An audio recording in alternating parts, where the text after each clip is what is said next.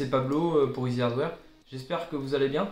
Donc je devais vous proposer le montage du PC aujourd'hui. Par contre la vidéo a un petit peu bugué entre guillemets au niveau du montage et j'ai pas envie de le démonter pour proposer cette vidéo. Donc je vous ai mis là, en intro de vidéo un peu des images du PC. J'espère que vous le trouvez sympa. Dites-moi ce que vous en pensez dans les commentaires, hein. N'hésitez pas à liker si ce type de vidéo vous plaît.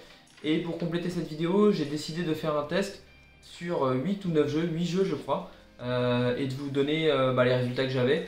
Alors les tests vont tous être en 1080p et les configurations graphiques dépendront de chaque jeu, hein. Donc je vais vous mettre en même temps que je parle, le tableau de chaque jeu concerné. Vous me direz si ça vous intéresse, si ça vous a plu comme principe de vidéo. À venir sur la chaîne, j'en profite, le test du Virtuoso Special Edition que j'utilise depuis près d'1 an et que je vous donnerai mes ressentis ainsi que les points forts, points faibles. Je vous spoil un peu, il n'y a pas beaucoup de points faibles, il est vraiment excellent ce casque. On verra ça pour la prochaine vidéo. Et là je vais continuer, j'ai pris des notes, des tableaux que j'ai conçus suite au jeu que j'ai testé. Et comme ça je vais vous dire tout ça. Donc là on va commencer par World of Tanks. Donc World of Tanks c'est un jeu qui est quand même encore beaucoup joué, il y a des millions de joueurs dans le monde. Je pense pas mal de joueurs en France. Donc World of Tanks, là on est en 1080p en ultra. Donc en moyenne de FPS on va être à 210 de moyenne. Et les 1% de FPS les moins élevés on est à 149. Donc on est très à l'aise sur Watt, hein. Vous pouvez s'en douter vu la configuration et vu surtout la résolution. Ça c'était quasiment sûr. Ensuite on va passer à Fortnite. Fortnite que j'ai vraiment lancé une partie parce que je suis pas du tout Fortnite mais je voulais quand même vérifier. Donc Fortnite on joue dans la résolution 1080p toujours, la distance en épique et tous les autres paramètres en low. Donc comme tous les gens on joue quasiment à Fortnite comme ça pour bien voir les gens. Et puis avoir le maximum de FPS en mettant toutes les textures en low. Donc à ce niveau là, Fortnite en moyenne on est à 280 FPS et 1% low on est à 160 FPS. Après j'ai lancé aussi un jeu très joué encore en multiplayer, c'est PUBG. Donc moi pareil je suis pas trop un joueur de PUBG, j'ai fait quelques parties.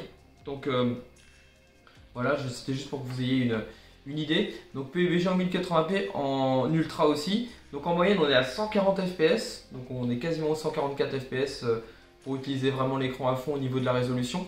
Et 65 fps pour les 1% low, donc ça reste très correct. J'ai lancé BF5 que je n'avais pas lancé depuis longtemps non plus. Donc BF5 en ultra, donc là c'est un jeu qui est plus gourmand. Donc l'average on est à 105 d'average fps, 105 c'est vraiment pas mal. Et les 1% low on est à 90, donc il descend pas trop. On reste toujours à une très forte moyenne de FPS, donc pour BF5 c'est parfait. Donc après on va passer à The Witcher en ultra en 1080p. Donc The Witcher c'est un jeu qui est relativement ancien, mais il est relativement gourmand. En moyenne, en l'average on est à 120 FPS, donc c'est presque les 144, on est vraiment à l'aise. Et le 1% low on va être à 72, donc ça reste très correct, sachant que c'est un jeu qui est vraiment très gourmand, malgré le fait qu'il soit très ancien, enfin assez ancien, pas très ancien mais assez ancien. Après on va passer à CSGO. Donc CSGO en Very High et l'anti-aliasing en 8x.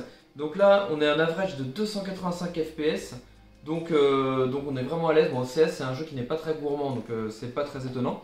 Donc 285 fps en moyenne. Et le 1% low on est à 150. Donc on est vraiment très à l'aise. Toujours au-dessus des 144 fps, vraiment à l'aise pour jouer à CS en 1080p en high. Apex Legends qui est un jeu assez gourmand. En average, on s'est mis en insane pour les paramètres graphiques. Donc insane c'est ce qu'il y a de mieux. Donc en average, on va être à 130 fps. Donc on est vraiment bien. Et le 1% low, on va être à 85 fps. Donc là, on est vraiment à l'aise pour jouer à Apex, hein. Et donc au niveau du jeu on a League of Legends, donc League of Legends qui ne va pas être très gourmand, hein. League of Legends on est à 240 d'average et 170 en 1% low. Il n'y a pas trop de réglages dans League of Legends au niveau des graphismes, donc on est vraiment très à l'aise. C'est pas un jeu très gourmand. Après je vais vous parler d'un jeu que je viens de commencer, c'est Kingdom Come Deliverance, je sais pas si vous connaissez. C'est un jeu de rôle vraiment très réaliste, vraiment très sympa. Donc là, Kingdom Come Deliverance c'est en ultra high. Donc Kingdom Come Deliverance c'est un jeu très très gourmand. Donc en average FPS on est à 75 FPS. Donc en 1080p. Donc c'est vraiment pas beaucoup, mais on est quand même à l'aise. Et 1% low, on est à 43 fps. Donc là on est vraiment pas mal pour cette config. Pour résumer, en 1080p on est vraiment très à l'aise. Il y a beaucoup de jeux qu'on pourra jouer en 144p, en 1440p pardon, sans souci. Donc juste pour vous rappeler, j'ai oublié de vous rappeler en début de vidéo, je vous rappelle enfin, la configuration c'est un Ryzen 7 3700X, donc processeur vraiment à l'aise en gaming mais aussi en multitâche. J'ai pu le constater lors du montage de ma première vidéo bon plan sur le PC, vraiment super. 32 Go de RAM, 32 Go de RAM Corsair, 3600 MHz, CL18, je crois que c'est ça, et une 2070 Super Founder Edition. Je vous remercie beaucoup d'avoir regardé cette vidéo jusqu'au bout. N'hésitez pas, comme d'habitude, pensez au like, c'est vraiment important pour le référencement de la vidéo, à vous abonner, à partager la vidéo, à la commenter en me disant vous la configuration que vous avez, et je vous dis à la prochaine.